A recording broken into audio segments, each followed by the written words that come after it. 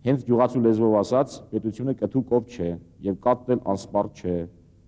Եվ միայն փոխադարձ հարգանքի եւ պարտավորությունների կատարման դեպքում է, որ հնարավոր կլինի իրականացնել վերոհիշյալ խնդիրները, ինչպես նաեւ անդրադառնալ գյուղատնտեսության մեքենայացման,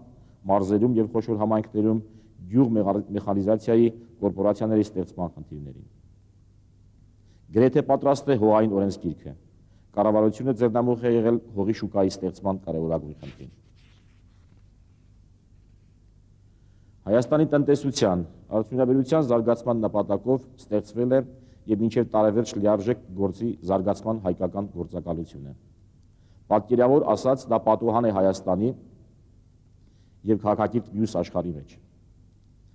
Մեկ կանգառի կենտրոն, ուր Հայաստան մտած յուրաքանչյուր ներդրող կստանա իրեն հետաքրքրող խնդիրների պատասխանը, սկսած ամենատարբեր տեղեկանքներից, իրավաբանական խորհրդատվությունից, մինչև Հայաստանի տնտեսությանը վերաբերող բազմազան ծրագրեր եւ բիզնես պլաններ, վերջ կտրվի չինովնիկական երկարատև քաշքշուկներին, դրամաշորթությանը, ժամանակի հավատքի վատնումներին։ Այս գործակալությունը ուղիղ ենթարկվելու է հանրապետության վարչապետին, առևտրատնտեսական գործունեություն չի ծավալելու։ Հոգեբարձուների խորհրդում ընդգրկվելու համաձայնություն են տվել աշխարհում հայտնի հայ հզոր ձեռներեցներից շատերը։ Կառավարությունում ամենօրյա քննարկման առարկա է միաժամանակ հնդածս առաջադրում է տնտեսության ճյուղային զարգացման բոլոր կարգի հիմնադրամների, վարկերի եւ դրամաշնորհների նպատակային եւ արագ օգտագործման գործընթացը։ Գյուղատնտեսության, էներգետիկայի, արտադրական ձեռնարկությունների, առողջապահության, կրթության, երկրի հյուսիսային շրջանների իրավիճակի բարելավման եւ բազմաթիվ այլ ոլորտների ռեֆորմների նպատակով պատշաճ միջոցներ կան տրամադրված Համաշխարհային բանկի, IMF-ի, մեր հայրենակից Քրքրքորյանի հիմնադրամի, այլ ֆոնդերի կողմից, որոնց ծրագրային եւ նպատակային օգտագործումը,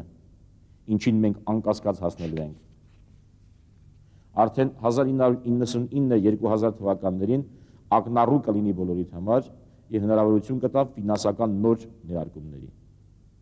Պիտի կոչ անեմ բոլոր հայ ձեռներեցներին, բանկիրներին, ավելի պարտաճանանչ եւ արժանապատիվ հարաբերություններ հաստատել վարկատու կազմակերպությունների հետ, մշակել միջնաժամկետ եւ երկարաժամկետ հիմնավոր բիզնես պլաններ։ Դուք պիտի բոլորին ապացուցեք, որ Գյուլբեկյանների եւ Քրքորյանների ժառանգորդներն եք եւ ոչ թե ինչ-որ արևելյան չարչի։ Հավաստիացնում եմ, որ կառավարությունն ամեն կերպ կնպաստի եւ թիկունք կանգնի ձեր բոլոր ազնիվ ձեռնարկումներին։